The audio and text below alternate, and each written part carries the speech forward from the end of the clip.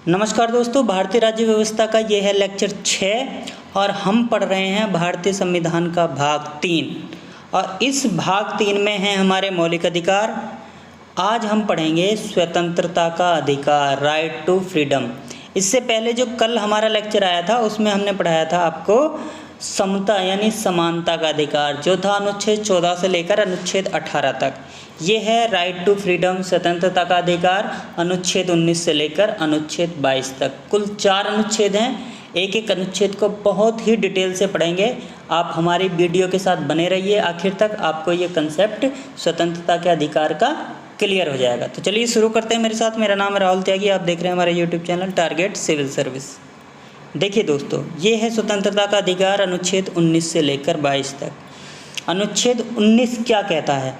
19 कहता है वाक एवं अभिव्यक्ति, यानी बोलने की, अभिव्यक्त करने की, सम्मेलन बनाने की, संघ बनाने की, संचरण की, निवास की, वृत्ति की स्वतंत्रता आपको देता है।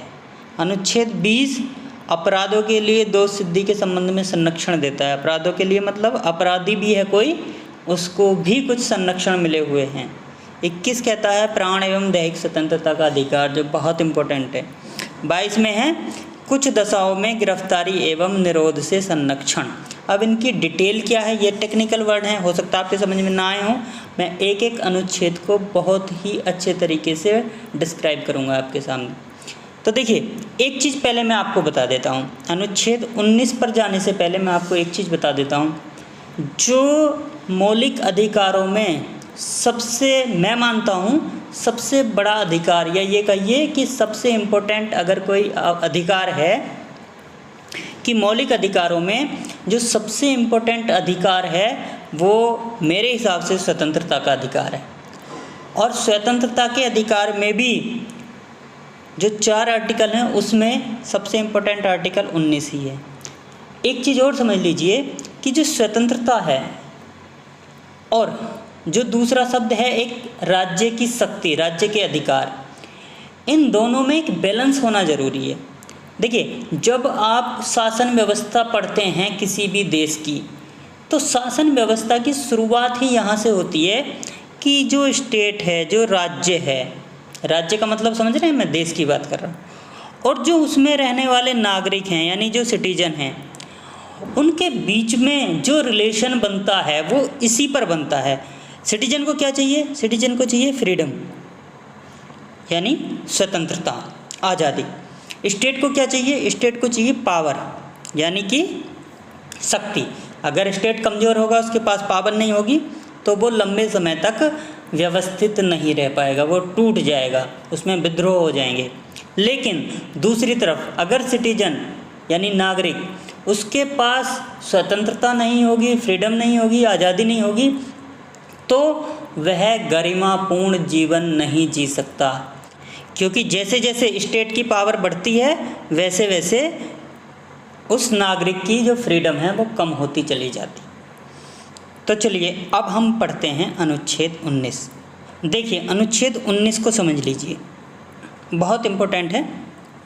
इसमें कई सारे क्लोज हैं, जैसे अनुच्छेद 19 का 1 है, फिर 2 है, फिर 3 है, फिर 4 है, 5 है, 6 क्लोज हैं इसके, ऐसे मान के चलिए। अनुच्छेद 19 का जो 1 है, पहला भाग है, उसमें आपको बहुत सारी स्वतंत्रता दे रखी हैं। कुल कितनी हैं? 6 हैं।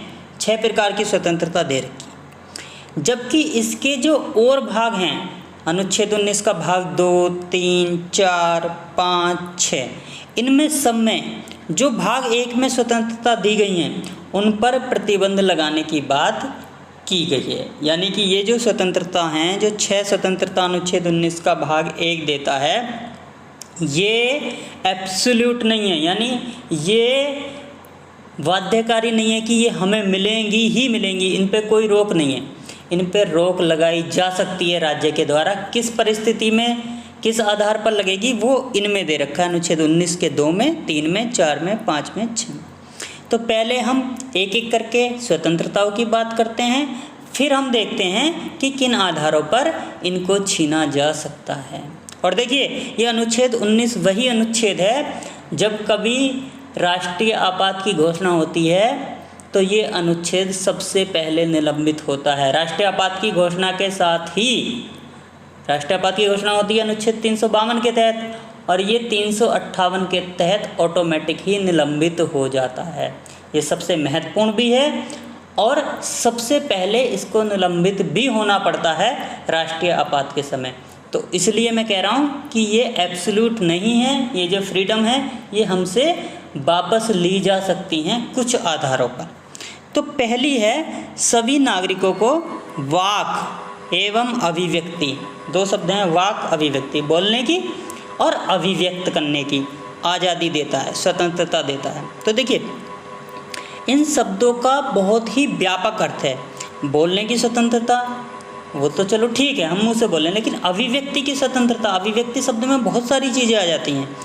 जैसे मैं अपनी बात को बोलकर अभिव्यक्त कर रहा हूँ, लेकिन कोई दूसरा व्यक्ति है वो इशारों से अभिव्यक्त कर सकता है।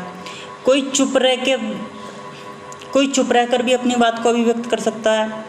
कोई हो सकता हो अपनी बात को, अपनी पीड़ा को नाटक के माध्यम से, किसी मंच के माध्यम से कहे। कोई लिखकर बताए, स्टोरी लिख दे, कहानी लिख दे, या फिर कोई अपना आजकल सोशल मीडिया पर लोग स्टेटस में लिख देते हैं कि उनके दिमाग में क्या चल रहा है, वो क्या सोचते हैं, या वीडियो बना देते हैं, वायरल कर देते हैं, उसको यूट्यूब पर डाल देते हैं। तो देखिए ये सारा जो है ये हमारा अभिव्यक्ति की स्वतंत्रता में आता है। इसके अलावा सूचना का अधिकार, राइट टू इन्फॉर्मेशन, इसके अलावा प्रेस की स्वतंत्रता, ये भी इसी का हिस्सा है। क्योंकि यहाँ तो सिर्फ दो शब्द लिख दिए, लेकिन जब इसकी सुप्रीम कोर्ट ने व्याख्या की तो इसमें सुप्रीम कोर्ट ने बहुत सारी चीज़ों को शामिल कर लिया कि अभिव्यक्ति की स्वतंत्रता में बहुत सारी चीज़ आती हैं। जैसे प्रेस, कोई लिखेगा, अगर अखबार छपेगा तो तभी तो वो अपनी बातों को, संपादक अपनी बातों को पब्लिक तक पहुंचाएगा, एक्सप्रेस करेगा, और अगर उस पर रोक लगा दी जाए तो उसकी बात पब्लिक तक पहुंचेंगी नहीं। ऐसे ही जैसे मान लीजिए आपको सूचना का अधिकार कैसे है, तो सूचना कोई व्यक्ति अगर लेगा, किसी व्यक्ति के पास अगर सूचना होगी तभी तो वो अपनी बातों को रख सकता है। मान लीजिए किसी बारे में मुझे बोलना है, बात करनी है, अपने विचार रखने हैं, तो मुझे उस क्षेत्र से संबंधित नॉलेज होनी चाहिए, मुझे फैक्ट चाहिए, मुझे इन्फॉर्मेशन चाहिए। इन्फॉर्मेशन मुझे कहाँ से मिलेगी? मुझे मिलेगी सूचना के अधिकार के तहत। इसलिए सूचना के अधिकार इसमें शामिल कर लिया गया है। ठीक, इसके अलावा देखिए आजकल एक और चीज़ पर भी बहस चल रही है इंटरनेट पर, कि इंटरनेट इस अभिव्यक्ति की स्वतंत्रता का हिस्सा है या नहीं है, अनुच्छेद 19 के 1 में आता है या नहीं है। तो इस चीज़ पर अभी हालांकि कोई स्पष्ट निर्देश सुप्रीम कोर्ट का नहीं आया है, लेकिन जब जम्मू कश्मीर में धारा 370 हटाई गई तो वहाँ पर इंटरनेट को बैन किया गया। बहुत लंबे समय तक इंटरनेट बैन रहा, खासकर 4G सर्विस वहाँ पर बैन कर दी गई। वहाँ के कुछ लोगों ने ये पिटीशन सुप्रीम कोर्ट में दाखिल की है कि जो इंटरनेट है वो भी हमारी अभिव्यक्ति का एक माध्यम है, वो हमारा मौलिक अधिकार है और वो हमसे छीना नहीं जाता। तो ये भी अभी मामला सुप्रीम कोर्ट में चल रहा है। तो ये बहुत व्यापक शब्द हैं, मेरा कहने का मतलब ये। अब देखिए दूसरी क्या है, सभी नागरिकों को शांतिपूर्वक और निर्युद्ध सम्मेलन की स्वतंत्रता देता है। शांतिपूर्वक का मतलब है कि बगैर शोर शराबा करे आप सम्मेलन कर सकते हैं, आप बैठक कर सकते हैं। ठीक, निर्युद्ध का मतलब है कि बगैर हथियारों के, मतलब आपकी स्थिति ऐसी ना हो कि आपसे शांति व्यवस्था को खतरा हो जाए, तो आप बगैर हथियार लिए इकट्ठा हो सकते हैं, बैठ के बात कर सकते हैं, संघ बना सकते हैं, संगम कर सकते हैं। तो कंडीशन यही है कि आप शांतिपूर्वक करेंगे और आपके पास हथियार नहीं होना चाहिए। लेकिन इसमें भी एक चीज़ आ जाती है, जैसे आपने देखा होगा सिख लोग जब इकट्ठे होते हैं तो अपना कृपाण तो रखते हैं, कुछ लोग बड़ी बड़ी तलवारें भी रखते हैं। कृपाण क्यों रखते हैं वो? क्योंकि कृपाण तो हथियार है, तलवार तो हथियार है। और कई बार तुमने देखा होगा वो भाले रखते हैं। वो क्यों रखते हैं? वो इसलिए रखते हैं क्योंकि मौलिक अधिकारों में जब हम आगे पढ़ेंगे धार्मिक स्वतंत्रता का अधिकार, तो अनुच्छेद 25 में लिखा हुआ है कि आप अपने धर्म के अनुसार आचरण कर सकते हैं। तो चूंकि उनके धर्म में वो चीज़ अलाउ है, वो चीज़ रखना जरूरी है, इसलिए वो अनुच्छेद 25 के तहत उस हथियार को अपने साथ रखते हैं। क्लियर। तीसरा देखिए क्या है, संगम संघ सहकारी समिति बनाने की स्वतंत्रता। ये संघ है, सहकारी समिति है, या फिर कोई पार्टी आप बना सकते हैं, कोई आप संस्था बना सकते हैं।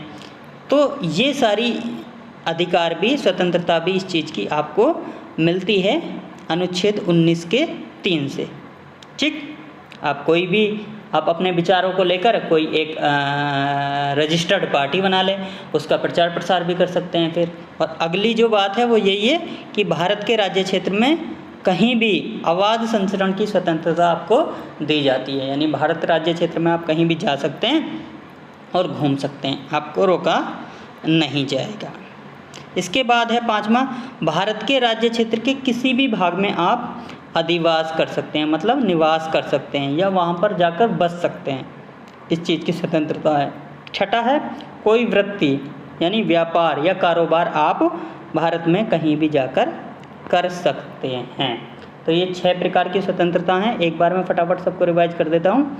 पहली है वाक अभिव्यक्ति की, यानी बोलने की, अपनी बात को रखने की। दूसरी है शांतिपूर्वक निर्युद्ध तरीके से सम्मेलन करने की। तीसरी है संघ सहकारी समिति या कोई पार्टी बनाने की। चौथी है भारत के राज्य क्षेत्र में कहीं भी घूमने की।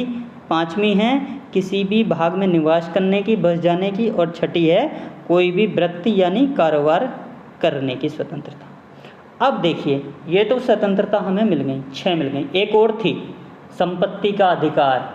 इसी में 7वीं स्वतंत्रता थी कि हम संपत्ति कहीं भी जाकर अर्जित कर सकते हैं, लेकिन उसको हटा दिया गया है और उसको मैंने कल भी बताया था, उसको पहुंचा दिया है अनुच्छेद 300 का में।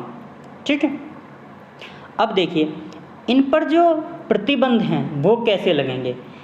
अनुच्छेद 19 के 1 में तो ये सारी की सारी एक में ही दे दी सारी स्वतंत्रता 6 की 6, लेकिन ये जितनी स्वतंत्रता आपको दी गई हैं प्रतिबंध भी सब पर लगा दिए गए हैं। अब देखिए अनुच्छेद 19 का जो 2 है, वो जो पहली स्वतंत्रता आपको मिली है वाक एवं अभिव्यक्ति की, उस पर प्रतिबंध लगाने के संबंध में देखिए क्या कहता है, पढ़ते हैं। राज्य राष्ट्र की एकता, संप्रभुता, राज्य की सुरक्षा, विदेशी राज्यों से मित्रबद्ध संबंध, सार्वजनिक आदेश, नैतिकता की स्थापना, न्यायालय की अवमानना या किसी अपराध में संलिप्तता के आधार पर हमें जो अभिव्यक्ति की स्वतंत्रता देता है उस पर उचित प्रतिबंध लगा सकता है। कितने सारे आधार हैं, बहुत सारे आधार हैं भाई। अगर राज्य को लगे कि दूसरा देश जो हमारा पड़ोसी देश है या हमारा मित्र देश है उससे संबंध खराब हो जाएंगे, अगर ये व्यक्ति इस तरीके से बोलेगा तो उसके बोलने पर रोक लगा सकता है। या फिर सार्वजनिक कोई आदेश दिया है उसकी अनुपालना करना मुश्किल हो जाएगा तो रोक लगा सकता है। या फिर राज्य की एकता अखंडता खतरे में पड़ जाएगी फिर रोक लगा सकता है। या फिर न्यायालय की अवमानना हो जाएगी, यदि ये व्यक्ति बोलेगा न्यायालय के निर्णय के खिलाफ बोलेगा तो उससे न्यायालय की अवमानना होगी, तो उससे बढ़िया है इसकी बोलने पर पाबंदी लगा दी जाए। तो इतने आधारों पर अनुच्छेद 19 के 2 में जो आधार दिए हैं, इतने आधारों पर इस जो स्वतंत्रता है अभिव्यक्ति की, इस पर प्रतिबंध राज्य द्वारा लगाया जा सकता है। अब देखिए अनुच्छेद 19 का 3, ये किस पर प्रतिबंध लगाने की बात कर रहा है? ये प्रतिबंध लगाने की बात कर रहा है जो दूसरी स्वतंत्रता है आपको, कौन सी? सम्मेलन करने की। क्या है आधार इसके? इसमें लिखा है राज्य भारत की एकता एवं अखंडता, सार्वजनिक आदेश, कानून व्यवस्था, संबंधित क्षेत्र में यातायात नियंत्रण आदि आधारों पर सम्मेलन की स्वतंत्रता पर उचित प्रतिबंध लगा सकता है। तो कुछ तो आधार वही हैं, जैसे राष्ट्र की एकता अखंडता, ये उसमें भी था, इसमें भी है।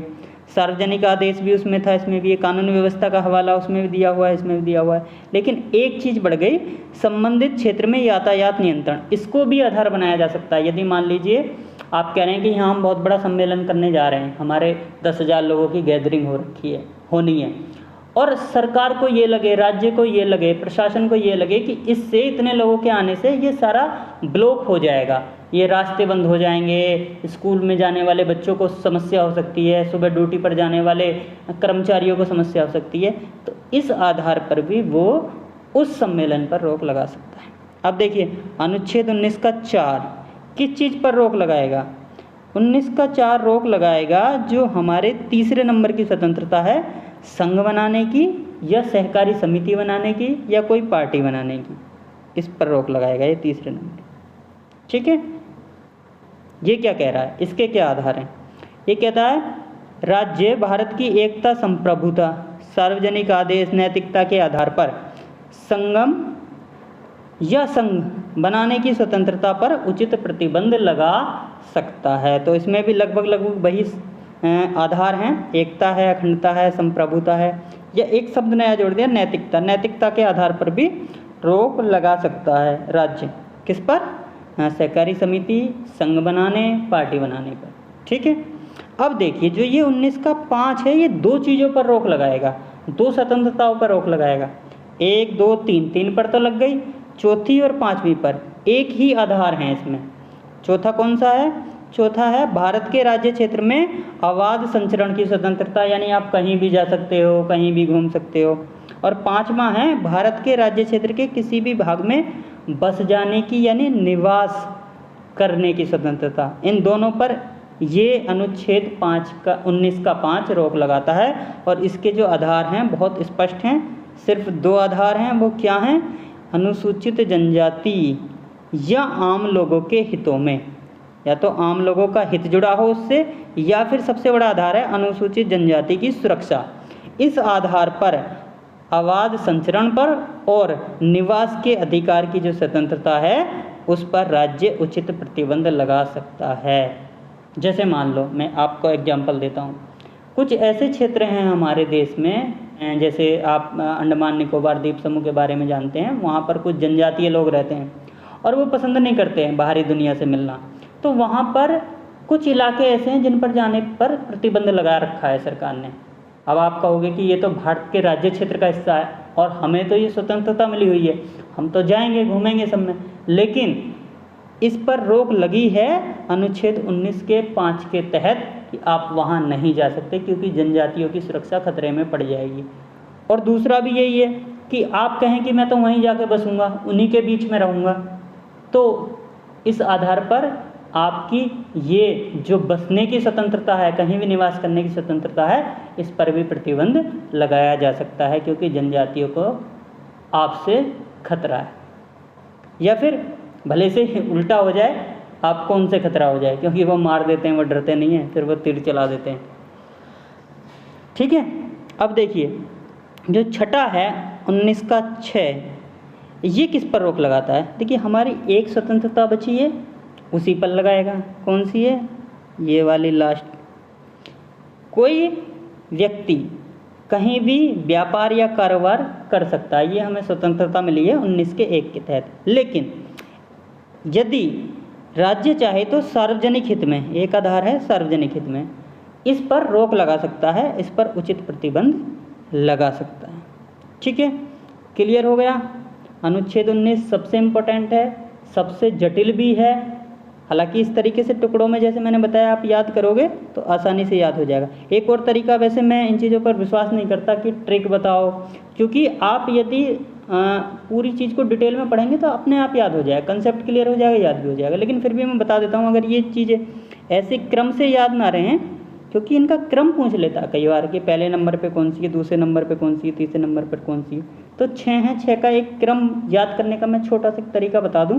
जैसे पहला है भाषण की, दूसरा है सम्मेलन की, तीसरा है संघ बनाने की, चौथा है आवाज़ संचरण की, 5वां है निवास करने की और छठा है कारोबार करने की। कैसे याद करेंगे?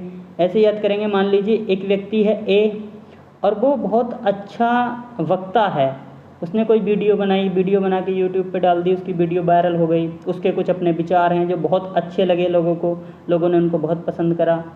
फिर कुछ लोगों ने उससे संपर्क किया, फ़ोन किया, तो उसने कहा ठीक है मैंने ये वीडियो बनाई है, ये मेरे विचार हैं और मैं चाहता हूँ कि इनका प्रचार प्रसार भी हो।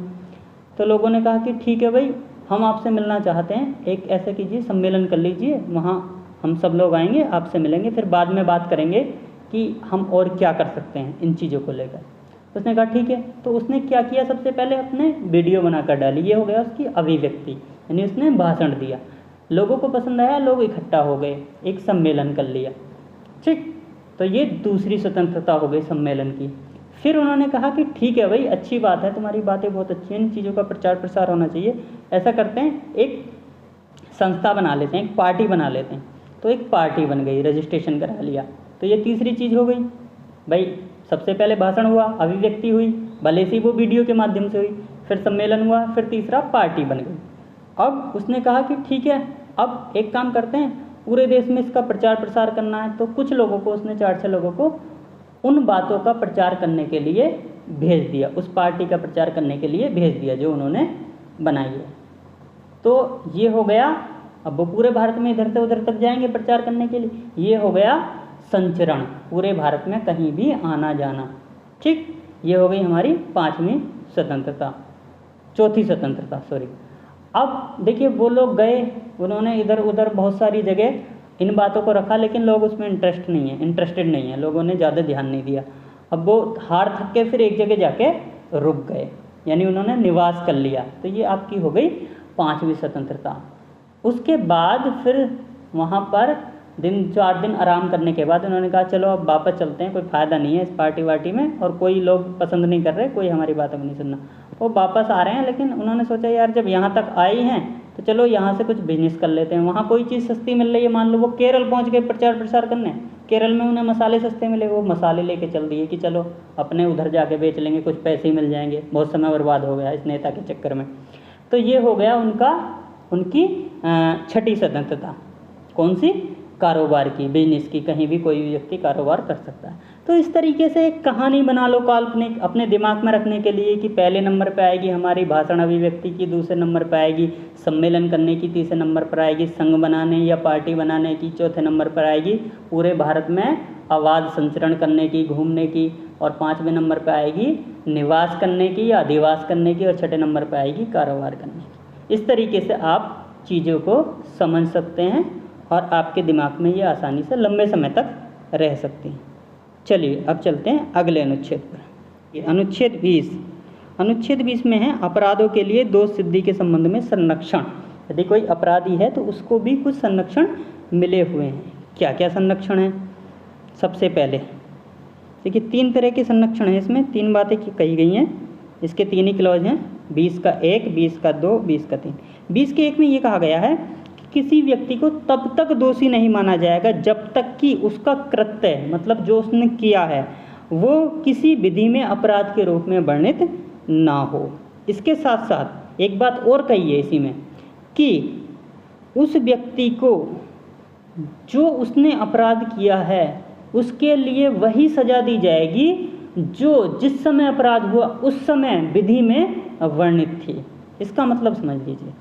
देखिए पहली बात, इसमें 2 बात हो गई। एक तो ये कि कोई व्यक्ति चाहे कुछ भी कर देता है, यदि उसने जो किया वो किसी विधि में नहीं लिखा हुआ है, कृत्य उसका जो है उसका उल्लेख किसी विधि में नहीं है, तो फिर उसको आप सज़ा नहीं दे सकते। आप ये नहीं कह सकते कि भाई इसने गलत किया है।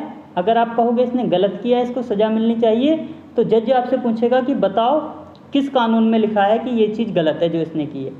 फिर हम देखेंगे कि उसकी सज़ा क्या है। और अगर आप नहीं बता पाए कि इस कानून में है, तो फिर चाहे उसने कुछ भी किया है, हालांकि ऐसा कुछ है नहीं, इतने कानून हैं, छोटी छोटी चीज़ों पर भी सजाओं के प्रावधान है, तो कोई नहीं बचता।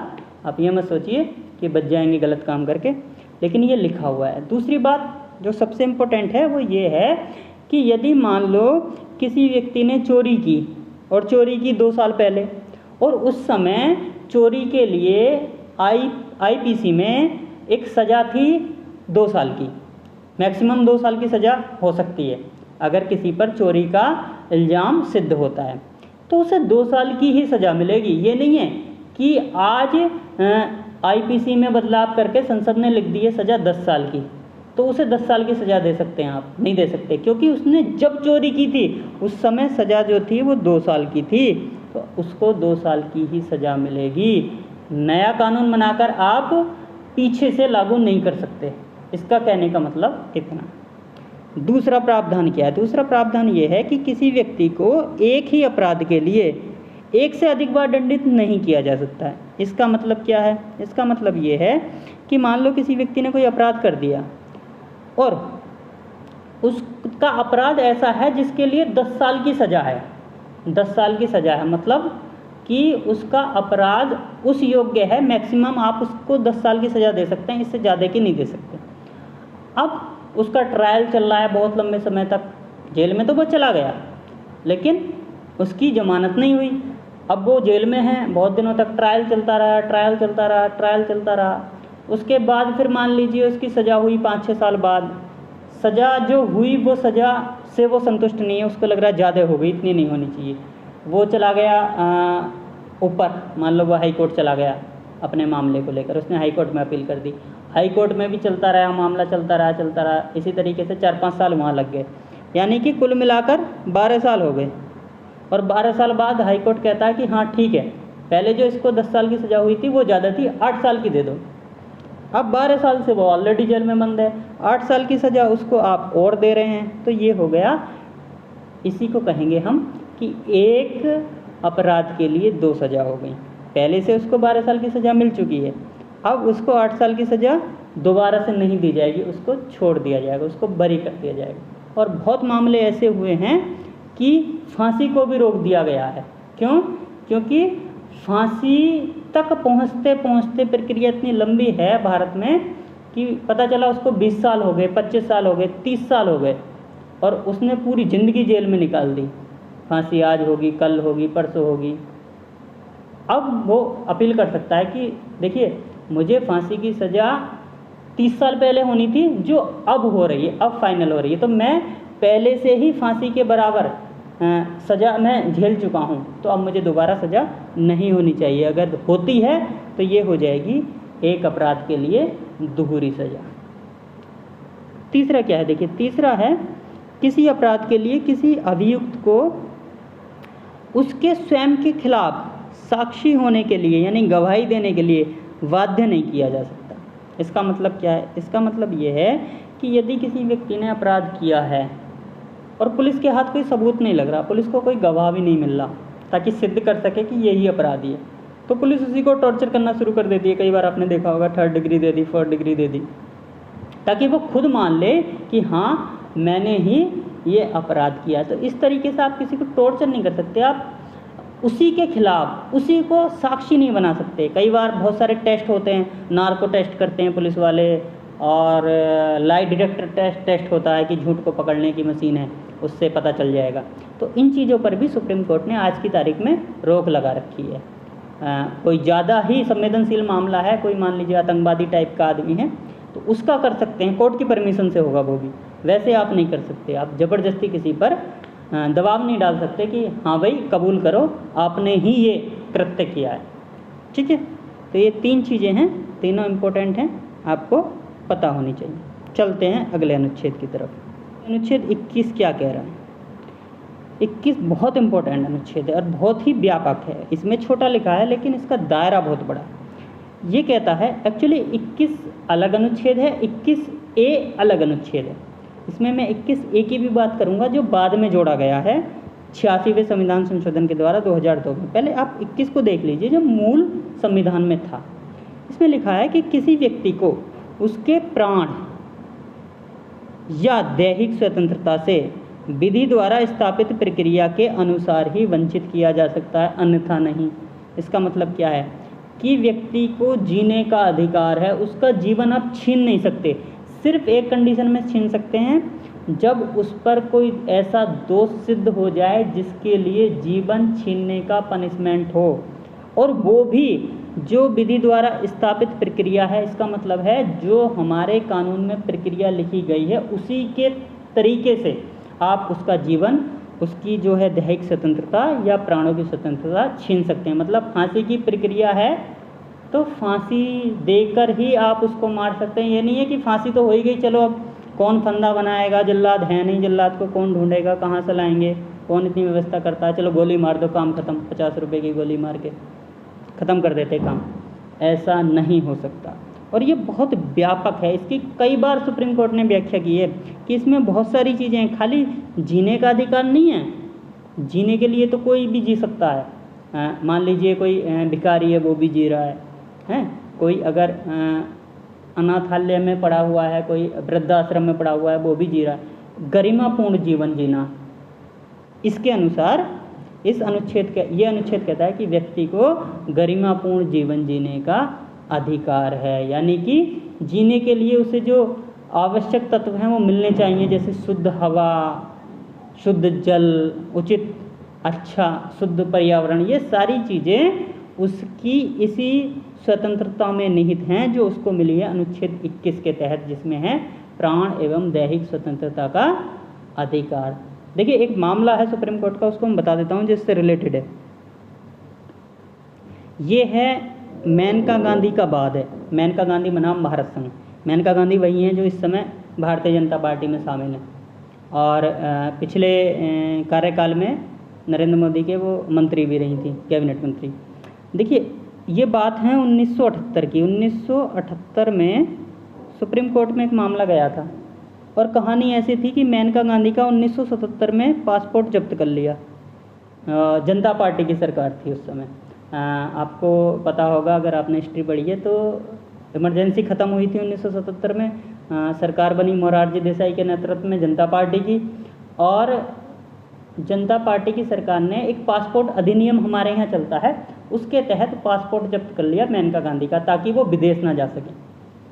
अब इस चीज़ को लेकर मेनका गांधी सुप्रीम कोर्ट गई तो मेनका गांधी के वकील ने ये कहा सुप्रीम कोर्ट से, ये जो है जो पासपोर्ट छीना गया है ये हमारा जो अनुच्छेद 19 का 1 है उसका उल्लंघन है। जो हमें स्वतंत्रता मिली है भारत में निर्बाध रूप से घूमने की, उसका उल्लंघन है। लेकिन जब सरकार से जवाब तलब किया सुप्रीम कोर्ट ने, सरकार ने ये प्रूव कर दिया कि 19(1) में सिर्फ भारत के राज्य क्षेत्र में घूमने की स्वतंत्रता है, जहाँ व्यक्ति बगैर पासपोर्ट के घूम सकता है।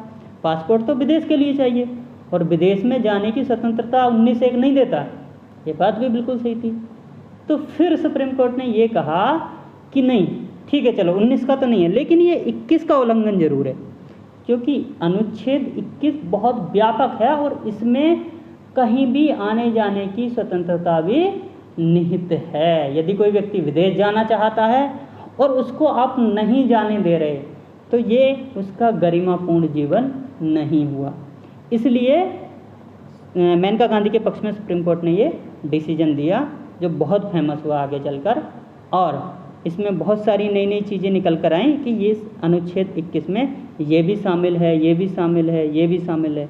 जैसे मान लो इसके साथ साथ क्या है, इसके साथ साथ एक चीज़ है निजता, बहुत इंपॉर्टेंट है। बहुत बार सवाल उठता है कि निजता का हनन हो रहा है, हमारी प्राइवेसी का हनन हो रहा है, तो वो प्राइवेसी कहाँ लिखी हुई है? मौलिक अधिकारों में कहीं है? निजता शब्द तो नहीं है, लेकिन सुप्रीम कोर्ट ने ये माना है कि वो इसी में निहित है। अनुच्छेद 21 में निजता का जो अधिकार है वो भी शामिल है। इसलिए मैं कह रहा हूँ ये बहुत व्यापक है। ठीक है, क्लियर हुआ? अब देखिए इसका जो दूसरा अनुच्छेद है 21 है, उसके बारे में देख लीजिए। ये जोड़ा बाद में मैंने बताया 86वें संविधान संशोधन 2002 के द्वारा। इसमें ये कहा गया है राज्य से कि राज्य 6 से 14 वर्ष के आयु के सभी बच्चों को निःशुल्क और अनिवार्य शिक्षा उपलब्ध कराएगा। जो आजकल चल भी रहा है, एक एक्ट बनाया हुआ है राइट टू एजुकेशन RTE, जिसके तहत राज्य 6 से 14 वर्ष के बच्चों को बेसिक शिक्षा निःशुल्क उपलब्ध कराता। तो इसमें इतनी सी बात। ठीक है, चलिए आगे चलते। देखिए अनुच्छेद 22 के बारे में बात कर लेते हैं। लास्ट अनुच्छेद ये कहता है कुछ दिशाओं में गिरफ्तारी एवं निरोध से संरक्षण। क्या है वो? अनुच्छेद 22 भी 3 हिस्सों में बटा हुआ है। इसका जो पहला पार्ट है, इसका अनुच्छेद 22 का जो पहला क्लोज है वो कहता है कि यदि किसी व्यक्ति को गिरफ्तार किया जाता है तो उसको गिरफ्तारी का कारण जानने का अधिकार होगा कि मुझको क्यों गिरफ्तार किया गया। पुलिस को बताना होगा कि आपको इस अपराध के लिए गिरफ्तार किया गया। इसका दूसरा क्लोज कह रहा है कि यदि किसी व्यक्ति को गिरफ्तार किया जाता है तो उसको विधि परामर्श लेने का अधिकार होगा, मतलब अपने पसंद के वकील से परामर्श लेने का अधिकार होगा। उसके अधिकार को कोई नहीं छीन सकता। तीसरा क्लॉज इसका कहता है, यदि किसी व्यक्ति को गिरफ्तार किया जाता है तो उसको यात्रा की अवधि छोड़कर, यानी जो आने जाने में समय लगेगा उसको छोड़ दो, 24 घंटे के अंदर दंड अधिकारी के सम्मुख यानी मजिस्ट्रेट के सामने पेश करना जरूरी है। पुलिस 24 घंटे से ज़्यादा उसे अपनी हिरासत में नहीं रख सकती। ये भी अनुच्छेद 22 के तहत कहा गया है। हालांकि पुलिस भी बहुत चालाक होती है, अगर किसी को ठोकना पीटना है तो वो इस तरीके से उसकी गिरफ्तारी करते हैं। मान लो सैटरडे को गिरफ्तार कर लिया, अब संडे में तो कोर्ट बंद है, तो उसको लेकर मंडे में जाएंगे तो आराम से 2 दिन मिल जाएंगे। तो ये 3 तरीके के हमारे अधिकार हैं अनुच्छेद 22 में। ठीक है, देखिए अब ये जो अधिकार आपको अनुच्छेद 22 के तहत मिले, ये किस पर लागू नहीं होंगे ये भी समझ लीजिए। एक तो वो लोग जो भारत के शत्रु देश के नागरिक हैं, यदि शत्रु देश का कोई नागरिक यहाँ गिरफ्तार होता है तो उसको ये अधिकार नहीं मिलेंगे। ठीक, दूसरा, यदि कोई भारत का ही नागरिक है लेकिन वो निवारक निरोध कानून के तहत गिरफ्तार किया है, जैसे मान लीजिए प्रोवेंटिव लॉ के तहत अगर उसको डिटेन किया है, बहुत सारे ऐसे कानून हैं जैसे टाडा, पोटा या रासुका, आजकल रासुका बहुत चल रहा, आपने सुना होगा, रासुका लगा दिया जाएगा। तो यदि किसी पर रासुका लगा है या इस तरीके का कोई और निरोधक कानून लगा है तो वो 3 अधिकार जो अनुच्छेद 22 देता है वो निलंबित हो जाते हैं। फिर आपको नहीं बताया जाएगा कि आपको क्यों गिरफ्तार किया, आपको वकील करने की भी फैसिलिटी नहीं होगी, आपको हो सकता है मजिस्ट्रेट के सामने भी पेश ना किया जाए, सीधे जेल भेज दिया जाए। और इस तरीके से आपको, अगर आपको निवारक निरोधक कानून के तहत गिरफ्तार किया है तो 3 महीने तक आपको इसी तरीके से बगैर कुछ बताए हिरासत में रखा जा सकता है।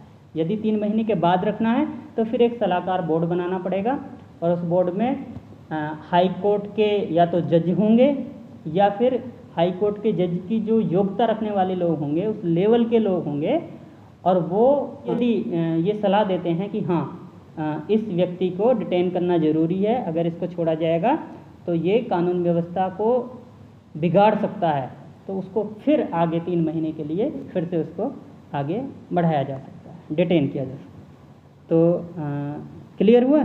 ये हुए आपके अनुच्छेद 19 से 22 तक के सारे अनुच्छेद, और ये हुआ हमारा स्वतंत्रता के अधिकार का टॉपिक ख़त्म। तो आई होप आपको पसंद आया होगा, अच्छा लगा होगा। अच्छा लगा तो लाइक करें, अच्छा ना भी लगा तब भी चाहे लाइक करें चाहे डिसलाइक करें, कमेंट कर दें अगर कोई कन्फ्यूजन है, कुछ पूछना है, और शेयर करें अपने दोस्तों को ताकि उनको भी फ़ायदा मिले। और यदि इस तरह की वीडियो जो हम डेली अपलोड कर रहे हैं, ये सीरीज़ हमारी चल रही है राज्य व्यवस्था की, इसके पैरेलल एक सीरीज़ हमने शुरू की है वर्ल्ड ज्योग्राफी की, उस पर भी वीडियो आते रहते हैं।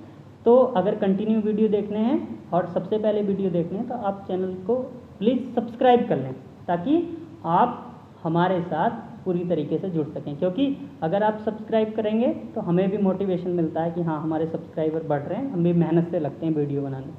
तो ठीक है, आज के लिए इतना ही काफ़ी है, यहीं ख़त्म करते हैं। धन्यवाद।